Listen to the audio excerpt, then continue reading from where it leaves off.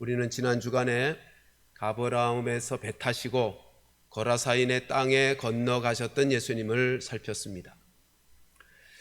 가버나움에 계실 때에도 그 갈릴리 호수 건너편에 거라사인의 땅에서 군대 귀신이 들려서 신음하고 고통하는 그 영혼의 부르짖음의 소리를 들으셨던 예수님이 제자들과 함께 배 타고 건너가서 그 귀신 들린, 군대 귀신 들린 사람을 치료해 주셨습니다. 그 군대 귀신 들린 사람만 치료해 주신 것이 아니죠. 그 거라사인의 땅에 살아가는 유대 백성들, 하나님의 언약 백성들에게 이제는 너희가 하나님의 율법, 하나님의 말씀대로 구별된 삶을 다시 살아야지 라고 하는 것을 일깨우기 위해서 돼지 2,000마리나 되는 돼지떼를 호수 속에 몰살시키시는 충격적인 일을 행하시기도 하셨습니다. 그런데 그들의 반응은 뭐였죠? 우리를 떠나소서. 재산상 불이익이 계속될까 봐 두려워서 하나님의 언약 백성으로 살아야 될 말씀의 삶은 외면한 채 우린 이대로라도 좋습니다. 돈을 벌 수 있다면 우리는 이렇게 살겠습니다 라고 예수님을 떠나달라고 부탁하는 장면을 우리가 보았습니다. 예수님이 떠나시죠. 그런데 그냥 떠나시지 않았습니다. 한 사람을 남겨놓고 떠나셨습니다. 하나님의 큰 일을 그들에게 전파하게 하려고, 하나님의 구원의 일을 그들에게 계속해서 전하게 하시려고 군대 귀신 들렸던 그 사람, 이제 깨끗하여 구원이 무엇인지 어떻게 이루어지는지를 경험한 그 사람, 그곳에 남겨놓고 떠나셨죠. 그리고 이제 오늘 본문입니다.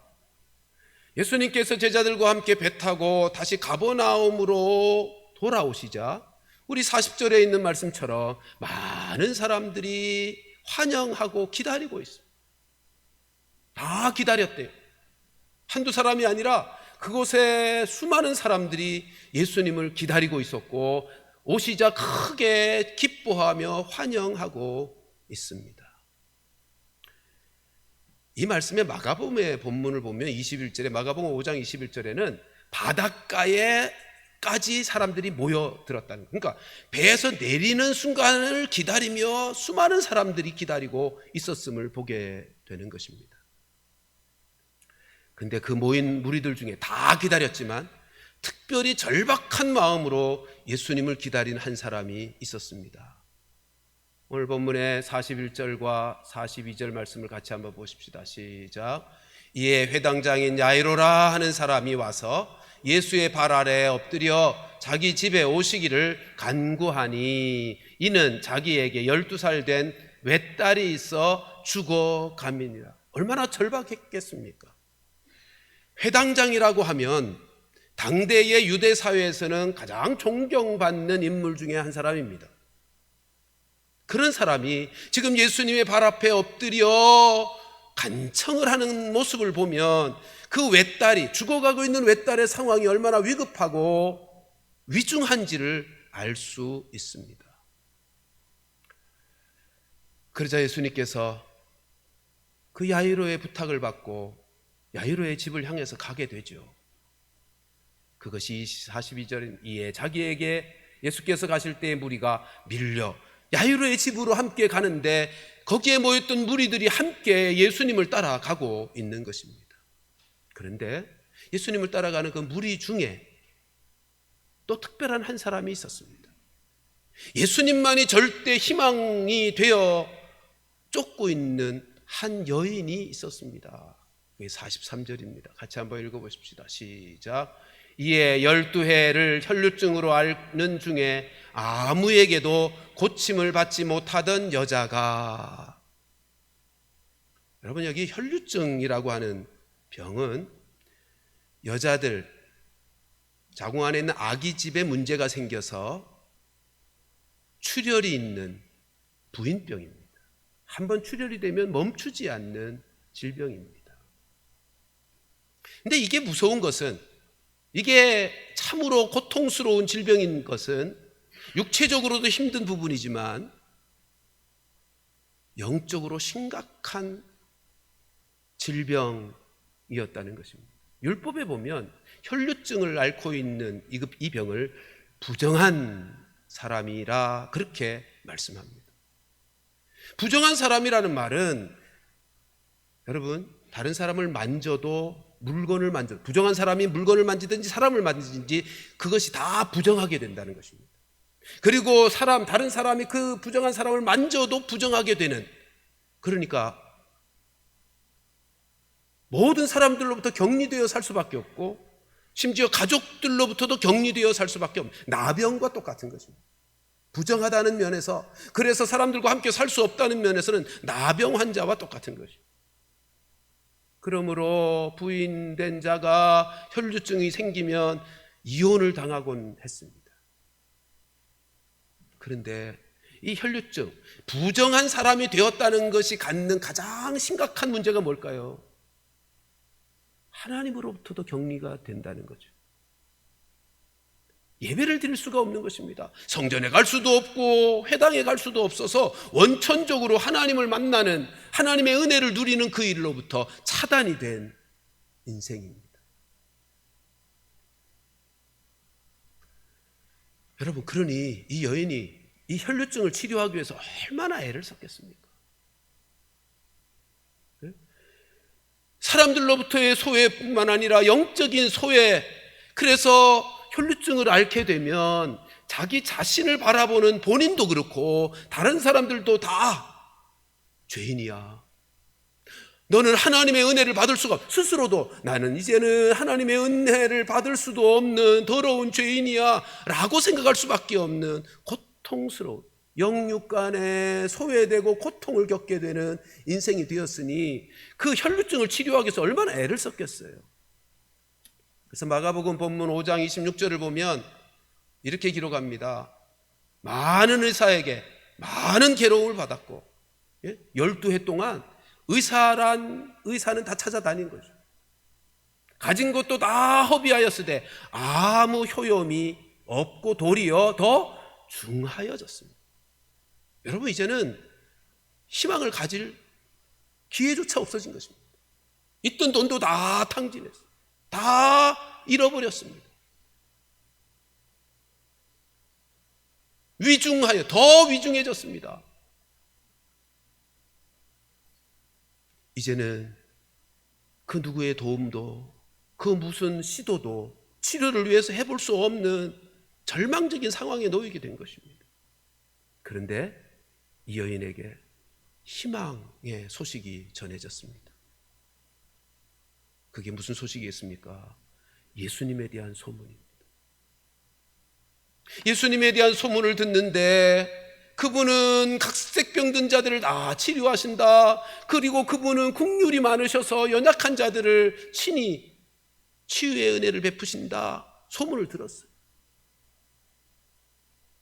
여러분, 이 여인에게 예수님에 대한 소문은 복음이었습니다. 기쁜 소식이었습니다. 그래서 오늘 본문 44절에 보면 이렇게 말씀하죠. 예수님께 뒤로 와서 예수님의 옷가에 손을 댑니다. 그랬더니 어떻게 돼요? 혈류증이 즉시 그칩니다. 치료를 받아요. 깨끗해졌어요. 어떻게 이렇게 할 수 있었는가? 마가복음 본문 5장 28절 말씀 보면 이렇게 되어 있습니다. 같이 한번 읽어보십시다. 시작. 이는 내가 그의 옷에만 손을 대어도 구원을 받으리라 생각함일러라. 그러니까 이 여인이 예수님에 대한 소문을 들었어요. 듣고는 내가 예수님께 가서 손만 대도 내 병이 치료될 수 있겠구나라고 하는 믿음이 생겼어요. 여러분, 오늘 읽은 본문의 마지막 절 48절에 보면 예수님이 그렇게 말씀하잖아요. 네 믿음이 너를 구원하였다. 평안히 갈지어다. 믿음이 생긴 거예요. 그래서 예수님께 와서 만졌고 치료를 받았어요. 저는 오늘 본문을 통해서 믿음이 도대체 어떻게 생기는 건가 하는 것과 그 믿음의 역사를 체험하는 것은 어떻게 가능한가? 네? 도대체 어떤 믿음을 주님은 능력과 은혜를 베푸시는 믿음으로 받아주시는가 하는 두 가지를 함께 살펴보려고 하는 것입니다. 자, 이제 한번 생각해 보십시다. 이 여인이 부정한 여인이라 그랬잖아요. 부정한 여인은 어떤 문제가 있다고요? 사람들로부터 격리되어진다고요.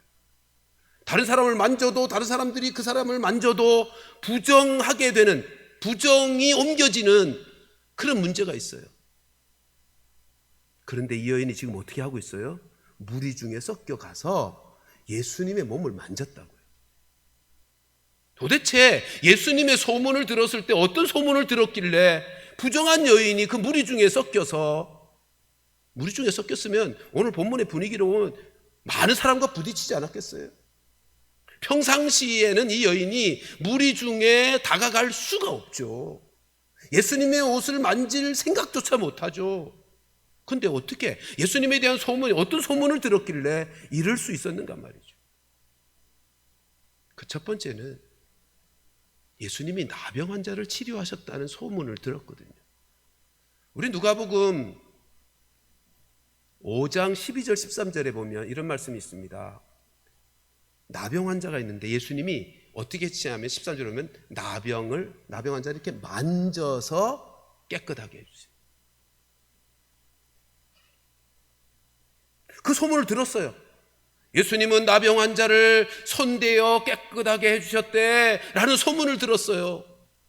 그러니 이 여인이 용기가 생기지 않았겠어요? 예수님이라는 분은 부정함을 타지도 않을 뿐만 아니라, 그렇죠? 누군가가 부정한 사람이 누군가를 만지면 부정이 옮겨지는데, 예수님은 부정함을 타지도 않을 뿐만 아니라 부정한 자를 깨끗게 하시는 분이더라는 거죠. 부정한 자를 만지시면서도 부정을 깨끗하게 씻겨주시는 분이시더라. 그러니까 이 여인으로서는, 자기가 부정한 사람으로서 예수님 만져도 예수님에게 문제가 안 생기겠네. 율법의 말씀으로는 분명히 부정한 자가 만지면 부정을 타게 되는데 예수님은 율법을 초월하신 분이신 것을 깨달은 거죠. 건너가서 7장 건너가면요, 백부장 얘기 나와. 1절부터 10절까지 백부장 얘기가 나오는데 7절 말씀만 함께 읽어볼까요? 시작. 그러므로 내가 주께 나아가기도 감당하지 못할 줄을 알았나이다. 말씀만 하사 내 하인을 낫게 하소서. 우리가 살펴왔기 때문에 어떤 내용인지 아시죠? 백부장이 로마인이에요. 자기의 하인 중에 하나가 죽을 병에 들어서 예수님께 지금 백부장이 찾아와서 하는 얘기입니다.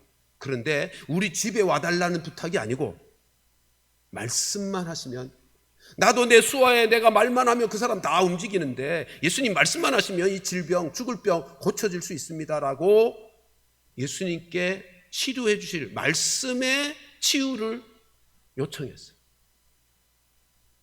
그랬더니 이만한 믿음, 9절에 가보면 이만한 믿음 내가 보지 못했다. 그리고는 말씀하여 치료하시죠.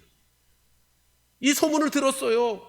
예수님은 말씀만으로도 공간을 초월해서 병든 자를 치료하셨대 라는 소문을 들었다고.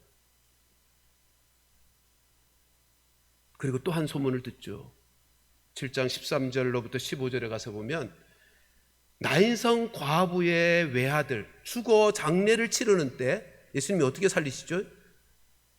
그 시체, 본문에는 관을 만지셨다 그랬는데 그 당시에 우리나라처럼 똑같은 관이 아니고요, 들것에 그냥 덮어서 메어 나가던 거예요. 레위기에 죽은 시체도 부정한 것이라고 하거든요. 만지면 부정이 옮겨지는 거예요. 근데 예수님이 어떻게 하세요? 만지셔요.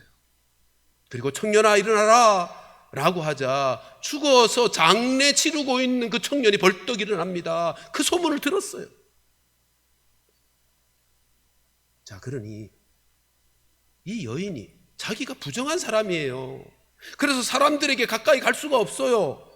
근데 예수님이라는 분에 대하여 소문을 들었는데 그분은 부정에 문제를 초월하여 부정한 사람을 치유하시는 하나님이신 것, 율법을 초월하여 그 율법의 질서를 해결해 주시는 하나님이신 것을 믿게 된 거죠. 그래서 예수님께 다가가 그의 옷에 만지면서 이거 만지기만 해도 이 예수님은 하나님이시니까 나를 치료하실 수 있어 라고 하는 믿음으로 만지게 된 것입니다. 그랬더니 어떻게 됐다고요? 즉시로 치유함을 받았습니다. 여러분, 여기서 믿음이 어떻게 생기는가, 그리고 그 믿음이 역사되어 하나님의 능력과 은혜를 어떻게 체험할 수 있는가, 어떤 믿음이 그런 은혜를 누릴 수 있는가 하는 것들을 발견하지 않습니까? 여러분, 믿음은 어떻게 생기는 거죠? 예수님에 대한 소문을 들음으로 생기는 것입니다. 예수님에 대한 소문을 들음으로. 오늘날로는 뭐예요? 말씀을 들음으로. 로마서 10장 17절 말씀 같이 읽습니다. 시작. 그러므로 믿음은 들음에서 나며 들음은 그리스도의 말씀으로 말미암았느니라. 이 여인이 예수님에 대한 소문을 들었어요. 예수님이 복음 아닙니까? 예수님이 하시는 일이 복음 아닙니까? 오늘날로 말하면 우리가 복음을 들음으로 믿음이 생기는 거죠. 자, 그런데 마가복음 5장 28절에 보면 다시 한번 보세요. 이는 그 이유를 설명하죠. 이 여인이 어떻게 치유받을 수 있었는지 이유를 설명하는데, 이는 내가 그의 옷에만 손을 대어도 구원을 받으리라 생각함이라. 생각을 했어요. 생각을. 근데 여기 생각함이라의 시제가 미완료 시제예요. 무슨 말이냐면 계속 생각한 거예요. 여러분, 어떤 사람이 하나님의 능력과 은혜를 체험하는 믿음의 사람이 되는가? 예수님에 대해서 생각하는 사람이에요. 오늘날 우리로 말하면 말씀을 생각하는 사람이에요. 계속해서 생각하는 사람이에요. 그러니까 이 여인이 어떻게 믿음이 자랐고 그 믿음의 역사의 열매를 볼 수 있었는가 생각해 보세요. 예수님에 대한 소문을 들었어요. 어떤 소문이요? 나병 환자 치료하시고 백부장의 믿음을 보시고 칭찬하셨고 역사하신 그 예수님, 죽은 자를 살리신 그 예수님을 계속 생각한 거예요. 예수님에 관한 소문을 계속 생각한 거예요. 그러니까 믿음이 생긴 거예요. 그 믿음이 자란 거예요. 그래서 행동으로 옮기기까지 믿음이 역사되게 된 거예요. 오늘날 우리가 어떻게 믿음이 생겨요? 말씀을 들음으로. 그 믿음이 어떻게 자라요? 말씀을 생각함으로, 끊임없이 생각함으로. 그걸 한마디로 뭐라 그러죠? 묵상한다고 하는 거예요. 말씀을 묵상함으로. 말씀을 묵상하면 어떻게 될까요? 말씀이 내 생각 속에 꽉 차겠죠. 나의 의식을 지배하게 되겠죠. 그것으로 우리의 믿음은 자라는 거예요. 그래서 그 말씀이 나를 붙잡아서 나의 생각을 붙잡고 나의 의식을 붙잡고 나의 삶을 붙잡고 그렇게 살아가는 것이 믿음으로 행동하게 만드는 방식이에요. 여러분, 믿음이란 가르쳐져서 되는 게 아니고 그 말씀이 우리를 붙잡음으로 되는 역사예요. 근데 이제 문제는 뭐죠? 예수님에 대한 소문 들어요. 말씀 다 들어요. 많이들 들어요. 근데 어떤 문제가 생기는 거죠? 어떤 것이 문제가 되는 거죠? 말씀은 들었는데 말씀으로 생각하지 않고,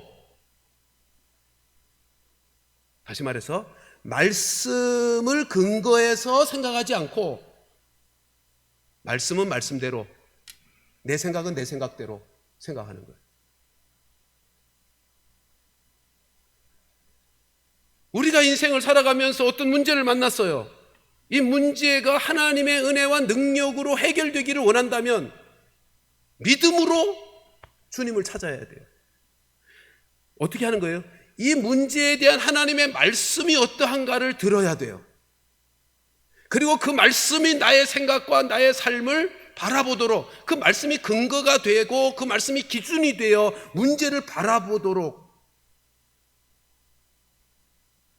그럴 때 믿음이 작동되고 그럴 때 그 문제의 해결이 오는 거예요. 근데 많은 분들이 말씀을 들어요. 근데 말씀은 말씀이야. 그 말씀을 근거하고 그 말씀을 기준으로 문제를 봐야 되는데, 말씀은 말씀이고 문제는 문제야. 현실은 그냥 또 따로 생각하는 거야. 내가 생각해오던 대로 그냥 생각하는 거야.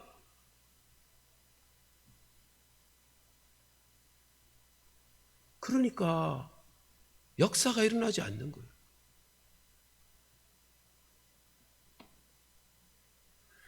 믿음으로 말미암는 하나님의 능력과 은혜를 체험하는 비결은 그 말씀을 묵상하는 데서부터 시작이 돼요. 말씀을 들음으로 믿음이 생기고요, 그 말씀을 묵상함으로, 끊임없이 묵상함으로 그 말씀이 내 생각을 지배하고 내 삶을 그 말씀으로 바라볼 수 있게 만들고, 그럴 때 말씀의 삶을 사는 참된 믿음의 사람이 된다. 그래서 잠언 3장 3절과 4절에서 이렇게 말씀합니다. 같이 한번 읽어보십시다. 시작. 인자와 진리가 내게서 떠나지 말게 하고 그것을 내 목에 매며 내 마음판에 새기라. 그리하면 내가 하나님과 사람 앞에서 은총과 귀중히 여김을 받으리라. 마음판에 새기라. 3절에 보면 인자와 진리를 마음판에 새기라. 여기 인자와 진리가 뭐예요? 예수님이요. 예수님의 말씀이요. 듣는 것으로 끝나지 말고, 그러니까 우리가 말씀을 읽거나 들을 때 읽고 듣는 것으로 끝내면 안 되는 거예요. 그 말씀이 계속 생각되어야 하는 거예요.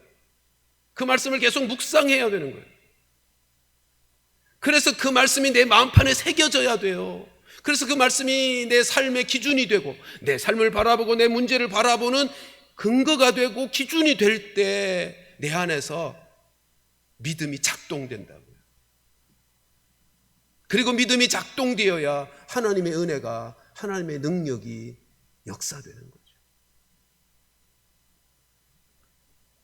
모세가 여호수아에게 마지막 남긴 말이 무엇입니까? 여호수아 1장 8절 말씀 보시면 같이 읽습니다. 시작. 이 율법책을 내 입에서 떠나지 말게 하며 주야로 그것을 묵상하여 그 안에 기록된 대로 다 지켜 행하라. 그리하면 내 길이 평탄하게 될 것이며 내가 형통하리라.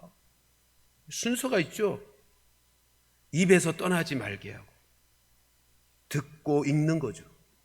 네? 여기 입에서 떠나지 말는 게 아니라 성경을 읽는 거예요. 근데 거기서 멈추면 안 돼요. 그 다음에 주야로 묵상해야 되는 거예요. 그 말씀이 내 생각 속에서 내 삶에서 떠나지 않게 해야 되는 거예요. 그럴 때 비로소 그 말씀이 내 삶 속에서 역사되는. 이 여인이 어떻게 했다고요? 예수님에 대한 소문을 들었어요. 그리고는 뭐 했어요? 생각했어요. 생각하고 또 생각하고 생각하고. 사랑하는 성도들이여, 말씀을 묵상하는 성도들이 되시기를 주님의 이름으로 축원합니다. 말씀을 듣기만 하고 읽기만 하고 끝나면 안 되고, 말씀을 또 생각하고 또 생각하고 또 생각. 우리의 삶 전체 언제나 어디서나 말씀을 생각하여. 여러분, 말씀이 언제나 생각되게 하는 중요한 방식이 하나 있죠. 그게 뭐죠? 말씀을 암송하는 거예요. 말씀을 암송하면 내 생각을 말씀이 지배하는 가장 탁월한 방식, 내 삶에서 말씀이 떠나지 않게 하는 가장 분명한 방식이라고. 그러니까 우리 제자 훈련 받을 때 했던 것처럼 말씀 카드 손에서 놓지 마시고 매일매일 말씀 한 절씩 암송하죠. 아무튼 우리 모두가 다 말씀을 묵상함으로, 이 여인이 얼마나 놀라운 복을 받았어요. 12년 동안 온갖 방법을 다 동원해봤고 가진 재산 다 탕진하면서도 아무것도 얻을 것이 없었던 절망적인 여인이었는데, 말씀 듣고 말씀을 깊이 생각했더니 그 안에서 믿음이 작동되어 예수님의 옷가를 만짐으로 치유함을, 그 인생의 문제의 해결을 보았어요. 우리의 삶에 모두가 다 크고 작은 문제들을 가지고 살 것인데, 그 문제들을 해결하는 비결은 그에 대한 하나님의 말씀을 듣고 그 말씀을 묵상하는 거예요. 그 말씀이 기준이 되고 근거가 되어 내 삶을 바라보게 하는 거예요. 내 생각을 말씀으로 생각하게 하는 거예요. 내 판단을 말씀으로 판단하게 하는 거예요. 그럴 때 그 말씀의 능력이, 그 말씀의 축복이 우리의 삶의 모든 문제를 해결하는 능력으로 역사될 것인데, 그런 은혜를 누리게 되시기를 주님의 이름으로 축원합니다. 두 번째 살필 것은 오늘 본문의 45절부터 보면, 45절 말씀 좀 읽어보실까요? 시작. 예수께서 이르시되 내게 손을 댄 자가 누구냐 하시니 다 아니라 할 때에 베드로가 이르되 주여 무리가 밀려들어 미나이다. 예수님이 이 여인을 찾고 계세요. 누가 내게 손을 댔느냐. 아마 이 표현이 엄중했던지 주변에 있었던 사람들이 뭐라 그러죠? 아니에요, 난 안 했어요. 그러니까 46절에 다시 찾습니다. 아니다, 내게 손댄 자가 있다. 그러니까 두 번이나 지금 예수님이 손댄 자를 찾고 계세요. 여러분, 예수님이 지금 왜 이 여인을 찾고 계실까요? 이 여인 쪽에서 보면 숨겨지기를 원치 않았겠어요? 그렇잖아요. 부정한 여인이잖아요. 부정한 여인으로서 무리 속에 섞였다고 하는 것 자체로 드러남으로 겪게 될 어려움들을 예수님이 아셨을 거 아닙니까? 네? 누가 내게 손을 대었는가? 라고 질문하실 때 그가 누구인지를 몰라서 질문하셨겠어요? 그건 아니겠죠? 이 여인을 지금 드러내고 싶으신 거예요. 왜 드러내고 싶으신 걸까요? 이유는 이거죠. 예수님이 부정한 자를 깨끗게 하신다는 것을 거기 모여있는 모든 무리들로 알게 하시려고. 그 부정한 여인의 입을 통해서 예수님이 부정한 자를 깨끗게 하시는 분이신 것을 알게, 드러나게 하기 위해서. 여러분, 사실 이 여인은 혈류증으로 부정한 여인이라 아예 율법으로 정리되어 있지만 하나님 앞에서 보면 우리 모두가 다 부정한 사람들이잖아요. 그렇지 않습니까? 하나님 앞에서 우리 모두가 다 죄인이라고요. 그러니까 지금 예수님이 이 사건을 통해서 말씀하시고 싶은 게 뭐죠? 모든 부정한 인생들에게 예수님은 부정함을 깨끗게 하실 수 있는 분이야. 그거 드러내시는 거예요. 예수님은 거룩하신 하나님이시지만 그분의 그 거룩함이 죄인된 더러운 인생들에게 절망을 가져다 주는, 즉 가까이 갈 수조차 없게 절망을 가져다 주는 거룩함이 아니고 어떤 거룩함이죠? 예수님과 접촉만 하면 더러움이, 부정함이 깨끗하게 치료되는 거룩함이요. 우리 예수님에게 그런 거룩함의 능력이 있으심을 거기에 모이는 모든 무리들로 알 수 있게 하시려고 누가 내게 손을 대었는가? 그 여인을 찾고 있어요. 그 여인의 입술을 통해서 예수님은 부정한 자를, 더러운 자를, 죄인들을 깨끗게 하시는 분이신 것 알려주시기 위해서.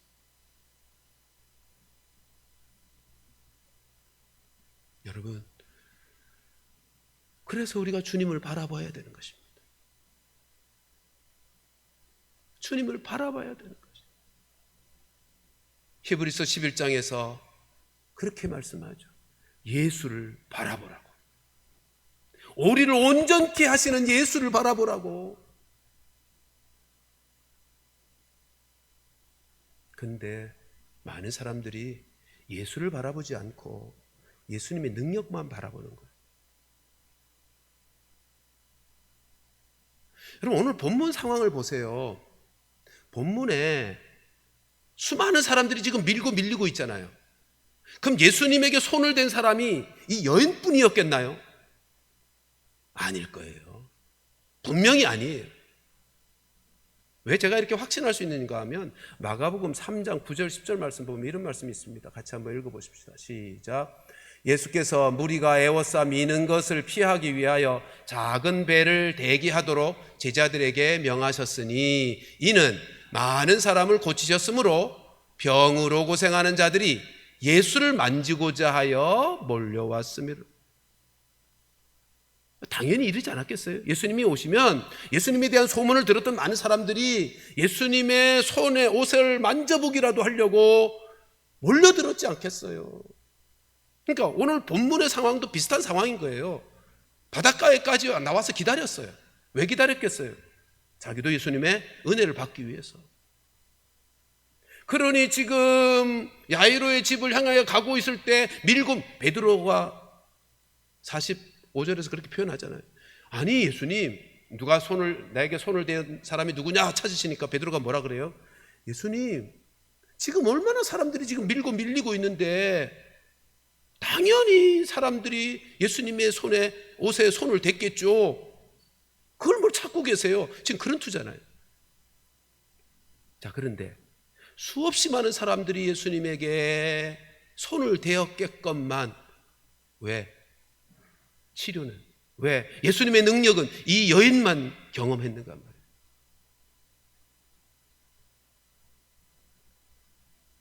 왜 이 여인만 경험한 거예요? 아까 말씀드린 것처럼 믿음으로 만진 여인은 이 여인밖에 없기 때문에. 어떤 믿음이요? 예수님이 누구신지를 알고 믿는 믿음이. 그러니까 이 여인에겐 두 가지 믿음이 있었는 거예요. 예수님이 누구신지, 예수님에 대한 소문을 다 듣고 예수님이 누구신지를 알게 됐어요.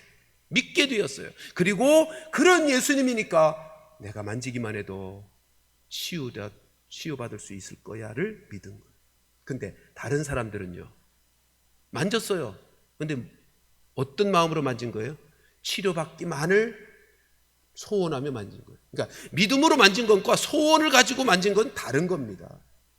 믿음을 가지고 믿음의 소원을 가진 만짐과 그냥 치료만 받기를 원하여 만진 것은 다르더라는 거예요. 여러분, 하나님의 은혜와 능력을 체험하고 경험하는 비결은 믿음으로 만질 때, 믿음의 손을 내밀 때입니다. 아니, 그게 그거 아닌가? 아니에요.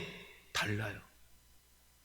예수님이 누구신지를, 말씀이 무엇인지를 믿는 믿음이 전제되는 거예요. 주님을, 우리를 온전케 하시는 예수님을 바라봐야 되는 거예요. 여러분, 집안에도 못된 자식은 부모님이 아니라 부모님의 재산만 바라보는 못된 자식이 있잖아요. 네? 부모님의 능력만, 부모님이 가진 것만, 유산만 바라보는 자식은 못된 자식이죠. 그 아버지의 마음이 어떠하겠어요?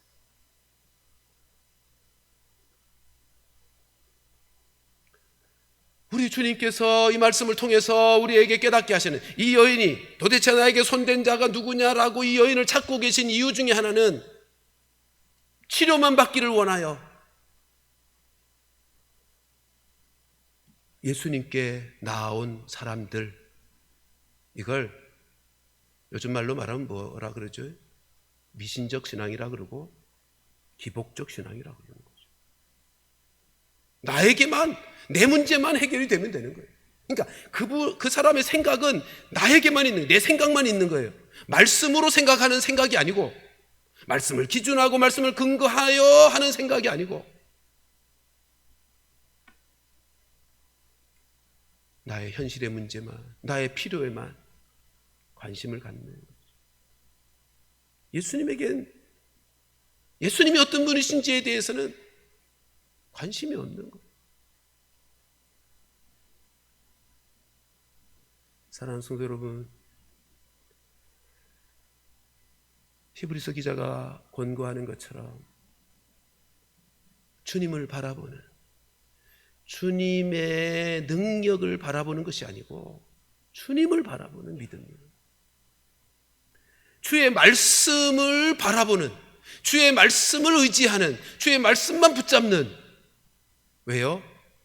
히브리서 4장 12절에서 뭐라 그러죠? 말씀은 살아있는 말씀이라고 그러죠.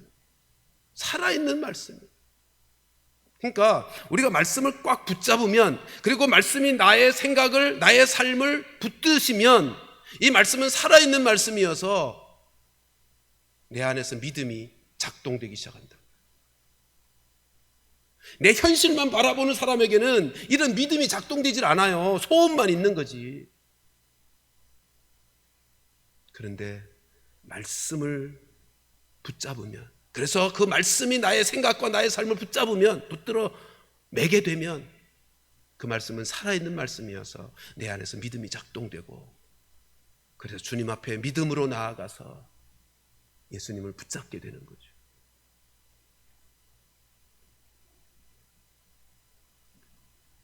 사랑하는 성도들이여, 예배 시간 그리고 오늘의 수많은 사람들이 예수님 주변에 있습니다.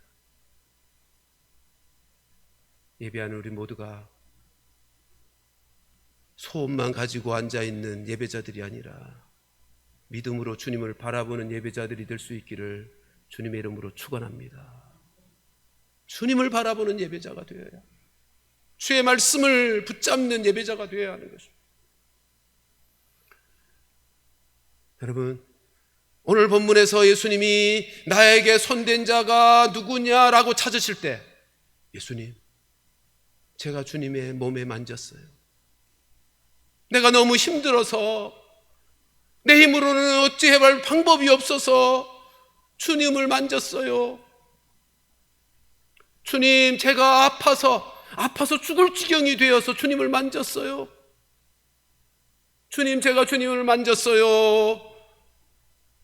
힘들고 어려워서, 나는 연약해서, 주님밖에는 나에게 소망이 없어서, 주님만이 나의 문제를 해결하실 수 있는 분이시잖아요. 그래서 제가 주님 만졌어요. 주님, 내 기도 응답되지 않았잖아요. 그래서 너무 아파요. 너무 힘들어요. 주님이 이 문제 해결해 주셔야 돼요. 도와주세요.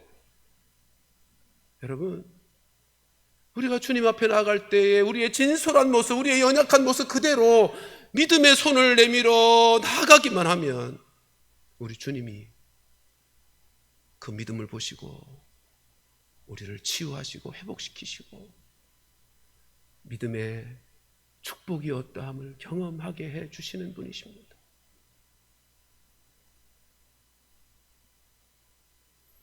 이 여인에게 오늘 본문 48절은 이렇게 말씀하죠. 예수께서 이르시되 딸아, 내 믿음이 너를 구원하였으니 평안히 가라. 사람들로는, 율법의 질서로는 도무지 예수님께 가까이 갈 수도 없었던, 갈 생각조차 할 수 없었던 인생인데 예수님에 대한 소문을 듣더니, 그 복음을 듣더니, 그 기쁜 소식을 듣더니, 그리고 그 말씀을 묵상하고 또 묵상하더니 그 안에서 믿음이 작동되어 예수님께 나아가 믿음의 손을 내밀었습니다. 그랬더니 주님이 말씀하십니다. 네 믿음이 너를 구원하였다. 평안히 가라. 구원과 평안을 선포하고 계시더라는 것입니다. 사랑하는 성도들이여, 우리 모두도 내 인생 살아가면서 겪게 되는 모든 문제 앞에서 주의 말씀을 들으실 수 있기를, 그리고 그 말씀을 듣고 끝나는 것이 아니라 그 말씀을 또 생각하시고 또 생각하셔서 그 말씀이 나의 생각을 지배하게 만들고, 그 말씀이 기준이 되고 근거가 되어 내 삶을 바라보게 만들고, 그 말씀으로 내 삶이 이끌림을 받는 말씀의 삶을 통해 주께서 네 믿음이 너를 구원하였다, 평안할지어다, 구원과 평안의 축복을 우리가 누리게 되는 은혜가 있기를 주님의 이름으로 축원합니다.